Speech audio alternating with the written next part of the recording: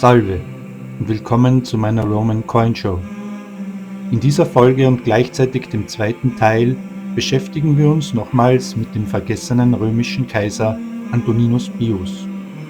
Wieso wurde denn der eigentlich fast vergessen, obwohl er ja immerhin 23 Jahre regierte? Hat er denn außenpolitisch nichts Erwähnenswertes zustande gebracht, das ihm über die Zeiten hinaus Ruhm und Ehre einbrachte? Eigentlich ist es schon bemerkenswert, wenn sich ein römischer Kaiser überhaupt 23 Jahre als Regent des römischen Imperiums halten konnte. Immerhin steht er damit neben Kaiser Augustus mit 41 Regentschaftsjahren und Kaiser Konstantin dem Großen mit ca. 31 Jahren bereits an dritter Stelle der Rangliste bezüglich Herrschaftsdauer als römischer Kaiser. Unter Antoninus Pius erlebte das Römische Reich eine Phase des Friedens und Wohlstands, die oft als das goldene Zeitalter der Adoptivkaiser beschrieben wird.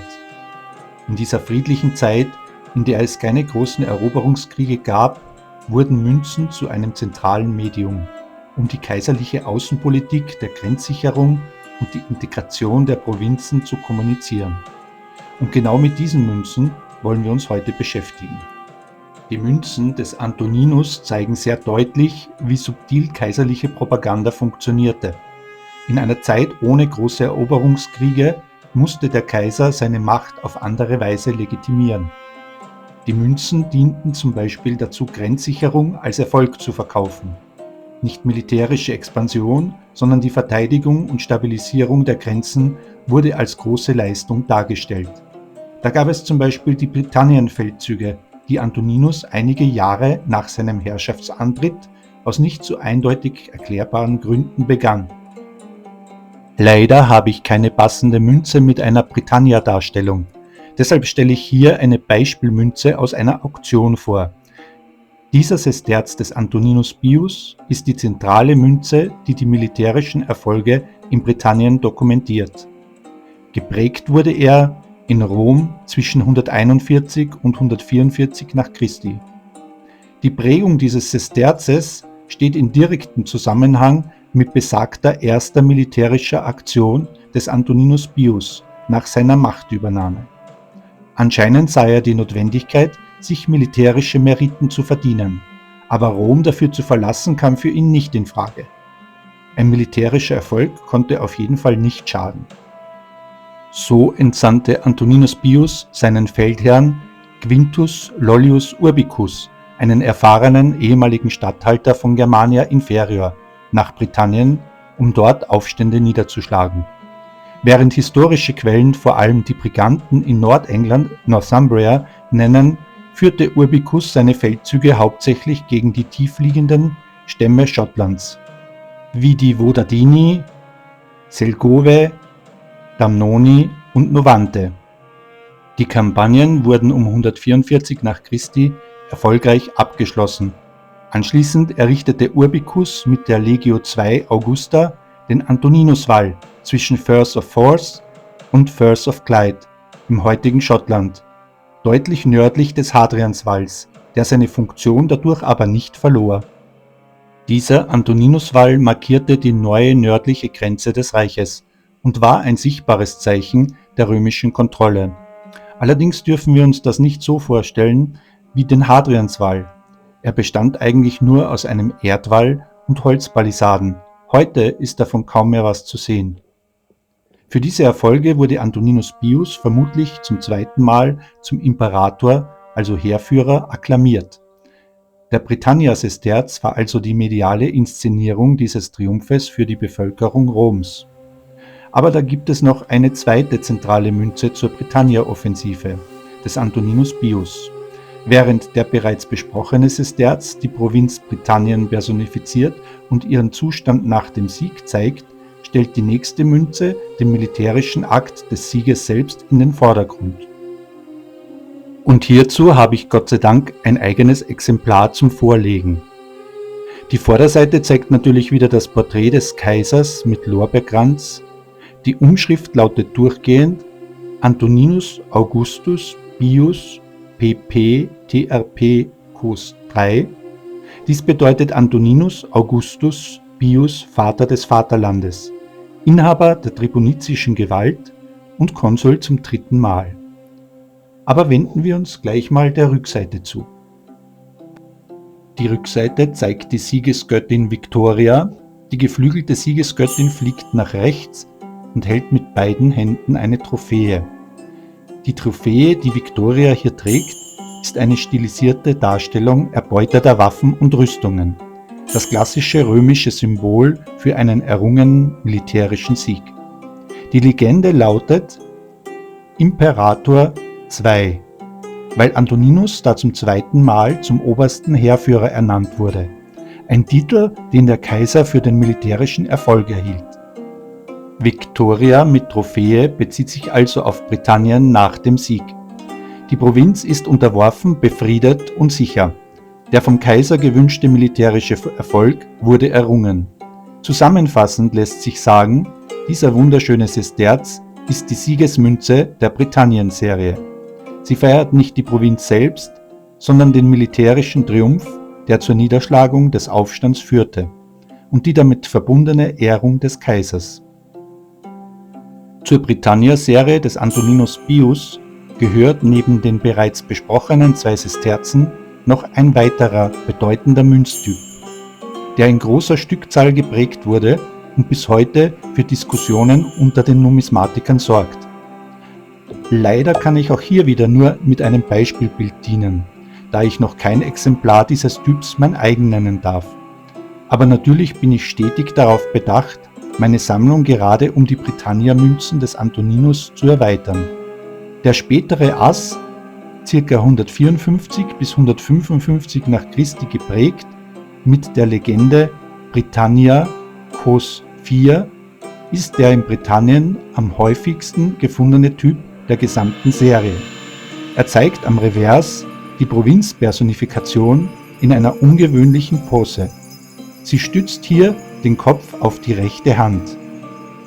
Diese Geste hat in der Forschung 2 völlig gegensätzliche Deutungen erfahren. Einerseits gibt es die Trauertheorie. Die Handgestik wird als klassisches Zeichen von Trauer oder Niedergeschlagenheit gedeutet. Dies könnte auf einen erneuten Aufstand in Britannien in den 150er Jahren hindeuten, der niedergeschlagen werden musste. Oder aber es trifft die Ruhetheorie zu. Neuere archäologische Forschungen sehen in der Pose eher entspannte Wachsamkeit. Schild- und Feldzeichen bzw. Adlerzepter sollen die schützende Präsenz der römischen Armee an der Nordgrenze symbolisieren. Die Münze war in Britannien so verbreitet, dass sie später als Vorbild für die Britannia-Darstellungen auf englischen Kupfermünzen ab 1665 diente. Außerdem möchte ich bezüglich der Britannia-Serie noch 2 spannende Besonderheiten anmerken. Es gibt in der Numismatik eine äußerst interessante Britannien-Münzstätten-Hypothese. Denn einige Forscher vermuten, dass ein Teil dieser Münzen nicht in Rom, sondern direkt in Britannien geprägt wurde. Dafür spricht die ungewöhnlich hohe Funddichte in Britannien bei gleichzeitigem Fehlen auf dem Kontinent. Naja, vielleicht sollte ich mal die Insel besuchen, um ein passendes Exemplar für meine Sammlung zu erhalten. Bei Ausgrabungen am Coventinerbrunnen in Carraburg am Hadrianswall stammten viele Exemplare von nur wenigen Münzstempeln. Dies könnte ein Indiz für eine lokale Produktion in der Nähe sein, aber genau wissen wir das natürlich nicht. Ein weiteres Rätsel geben die gesägten Münzen dieser Prägung auf. Einige Exemplare der späten Asse des RIC 934 Typs weisen einen ungewöhnlichen gezackten Münzrand auf. Ein Phänomen, das bei anderen römischen Münzen selten ist und dessen Bedeutung bis heute nicht abschließend geklärt ist. Zusammengefasst lässt sich sagen, die Münzen des Antoninus Pius mit Provinzmotiven zeigen einen Herrscher, der seine Legitimation nicht aus Eroberungen, sondern aus der fürsorglichen Verwaltung, der Sicherung der Grenzen und der Integration der Vielfalt des Imperiums bezog. Im Folgenden zeige ich eine Übersicht der wichtigsten Münztypen des Antoninus Pius, die neben Britannien ebenfalls einen direkten Bezug zu den Provinzen und seiner Außenpolitik aufweisen. Die berühmten Reisemünzen seines Vorgängers Kaiser Hadrian sind ja unter Numismatikern wohl bekannt und auch sehr beliebt. Sie bilden die zahlreichen Provinzen ab, die Hadrian während seiner Regentschaft besuchte. Was vielleicht die wenigsten wissen, ist, dass auch unter Antoninus Pius eine umfangreiche Serie von Provinzmünzmotiven geprägt wurden. Diese Serie ist auch eher unter der Bezeichnung Crown-Serie bekannt. Welche geniale Idee des Antoninus, der ja bekanntlich Italien nie verlassen hat, seine Provinzen auf Münzprägungen ins Bild zu setzen. Durch die Abbildung von Provinzpersonifikationen oder einheimischen Flüssen wurde den Menschen im gesamten Reich das Gefühl gegeben, Teil eines großen, wohlgeordneten Ganzen zu sein. Insgesamt umfasst die Serie 9 Provinzen, von denen ich hier aus Zeitgründen nur ein Exemplar zeigen möchte. Spaß beiseite, ich will ja nicht angeben. Deshalb verrate ich euch, dass es leider auch das einzige Beispiel ist, was ich aus dieser Serie vorweisen kann. Aber zunächst einmal eine alphabetische Aufstellung der Provinzen. Geprägt wurden Münzen für Achaia, Afrika, Asia, Britannia, Kappadokia, Germania, Mauretania, Syria und Thrakia. Es gibt dann noch Italia, was aber eigentlich nicht zu den Provinzen gezählt werden sollte und besonders unter Kaiser Antoninus eine eindeutige Rehabilitation erfuhr. Aber dazu kommen wir später. Der Sesterz mit der Personifikation der Provinz Asia ist ein herausragendes Beispiel für die Provinzenserie des Antoninus Pius und bringt auch dessen persönlichen Bezug zum Ausdruck, da er vor seiner Regierungszeit ja mal Prokonsul dieser Provinz war. Die Rückseite zeigt die Personifikation der Provinz Asia als drapierte Frau mit turmbekrönter Krone, dem Symbol für die Städte und Urbanität der Region.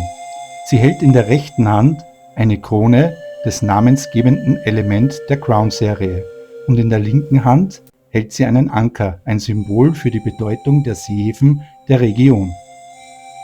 Zu ihren Füßen ist ein Schiffsbug dargestellt, der ebenfalls den maritimen Charakter der Provinz betont. Die Darstellung der Asia mit turmbekrönter Krone, Anker und Schiffsbug ist von der berühmten Statue der Tyche von Antiochia, des hellenistischen Bildhauers Eutychides, beeinflusst.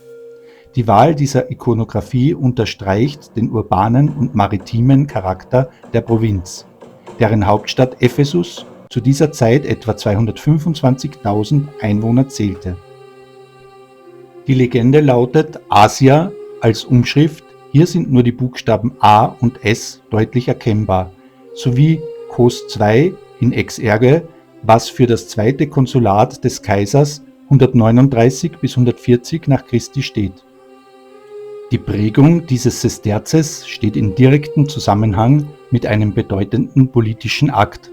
Es dokumentiert den Erlass des Aurum Coronarium, des sogenannten Kranzgold.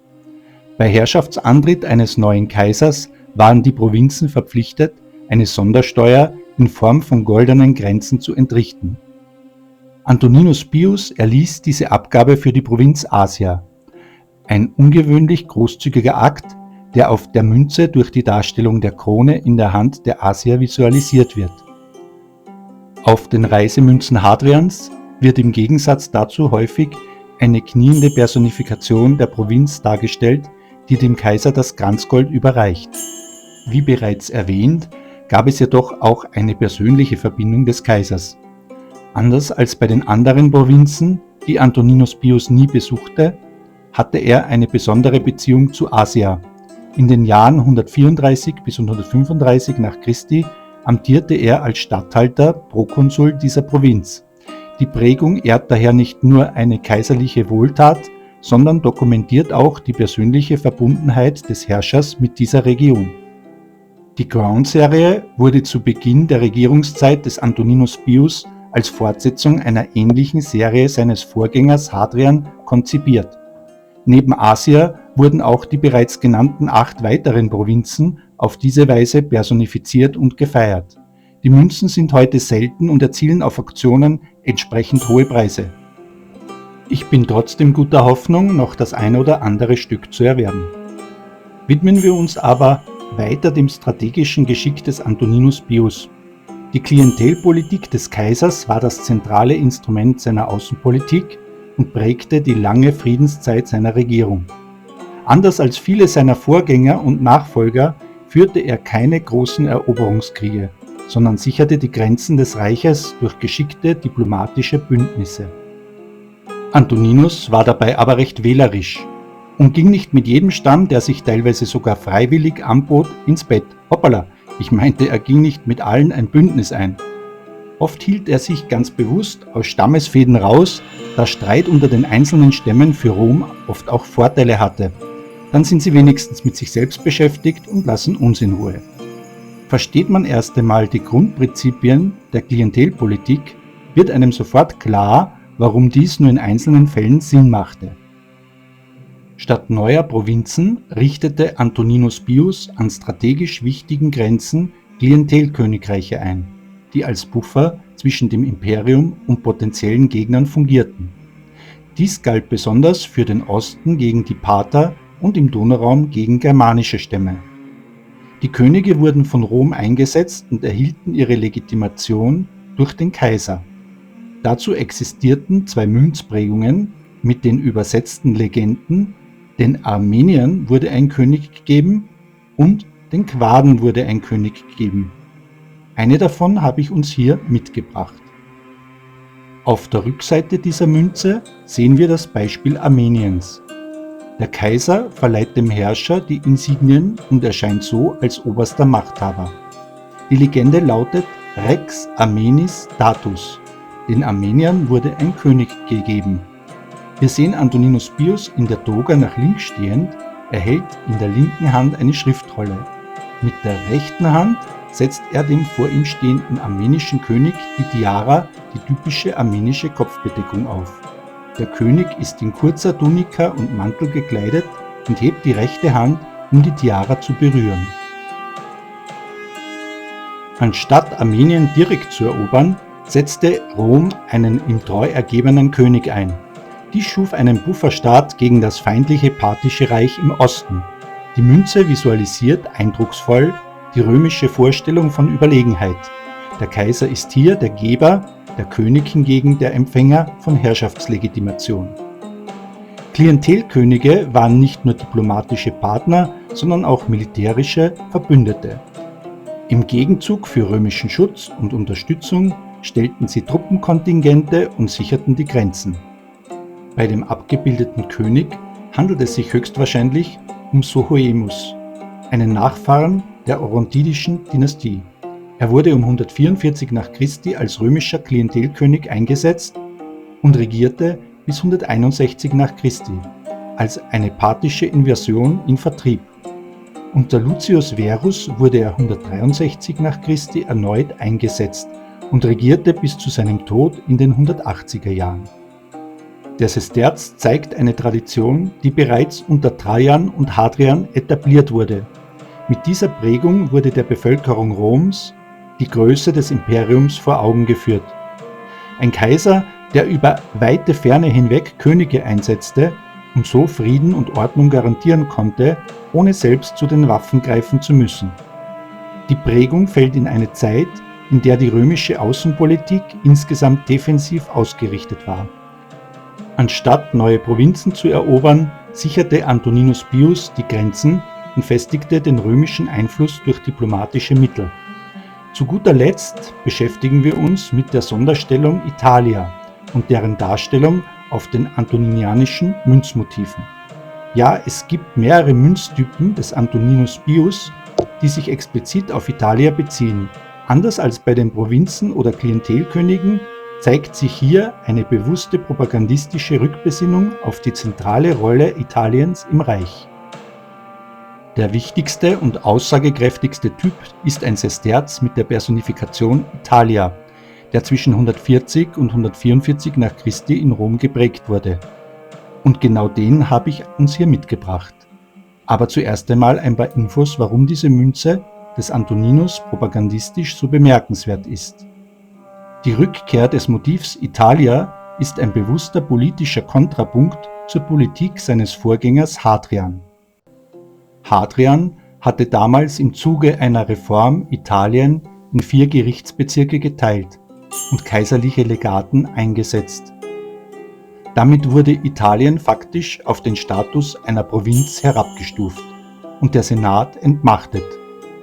Deshalb war es mir auch so wichtig, dieses Motiv der Italier nicht zugleich mit den anderen Provinzpersonifikationen zu zeigen. Antoninus Pius, der selbst einmal einer dieser kaiserlichen Legaten gewesen war, hob diese Reform sofort nach seinem Regierungsantritt wieder auf. Er gab Italia seine alte Vorrangstellung zurück und stellte es wieder unter die Verwaltung des Senats.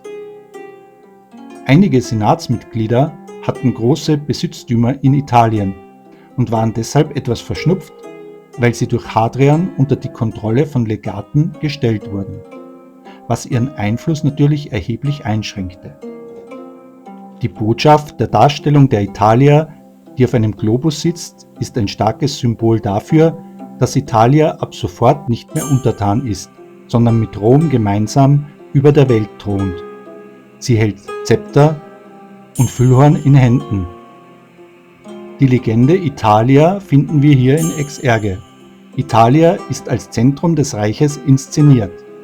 Gemeinsam mit weiteren Münzmotiven, wie zum Beispiel der Annona als Personifikation der Getreideversorgung und des Bonus Eventus als Symbol der Fruchtbarkeit des italischen Bodens und dem wirtschaftlichen Wohlstand, wird so dem römischen Volk ein Bild des friedlichen, prosperierenden und geehrten Kernlandes gezeichnet. Natürlich wurden solche Münzmotive auch in anderen Nominalen geprägt, zum Beispiel als Silbertenar, wie ich ihn hier mitgebracht habe, um zu zeigen, dass selbst auf den kleinen Prägestempeln genügend Details zu erkennen sind. Wir sehen klar die Kaiserbüste mit Lorbeerkranz. Und auf der Rückseite? Auch hier finden wir Italia mit Füllhorn und Zepter. Diesmal ist die Legende Italia als Umschrift geführt. Während Antoninus Pius an den Grenzen Klientelkönige einsetzte, inszenierte er im Kernland eine Rückbesinnung auf die traditionelle römische Ordnung. Seine Italia-Münzen feiern nicht Eroberungen, sondern die Wiederherstellung der verfassungsmäßigen Stellung Italiens und die Garantie von Stabilität und Wohlstand durch den Kaiser. Ich denke, Antoninus Pius hat uns genug historischen Stoff hinterlassen, um in Erinnerung zu bleiben und vor allem durch seine zahlreichen Münzmotive, die seine Geschichte erzählen, sollte er wohl nicht mehr in Vergessenheit geraten. Ganze 23 Jahre hielt er mit Friedensstrategie, Verwaltungsgeschick und Milde das Römische Reich zusammen. Auch wenn der Stoff keine Hollywood-Vorlage bietet, so sollte er zumindest als Vorbild für politische Verantwortung und prosperierende Wirtschaft in Erinnerung bleiben. Er regierte am Höhepunkt des sogenannten Goldenen Zeitalters. Mit dem Tod des Antoninus Pius 161 nach Christi und dem gleichzeitigen Aufstieg seiner Adoptivsöhne wollen wir uns aber in einer anderen Folge beschäftigen. Ich hoffe, ich habe euer Interesse für den fast vergessenen römischen Kaiser geweckt. Was findet ihr bemerkenswert an der Geschichte von Antoninus Pius?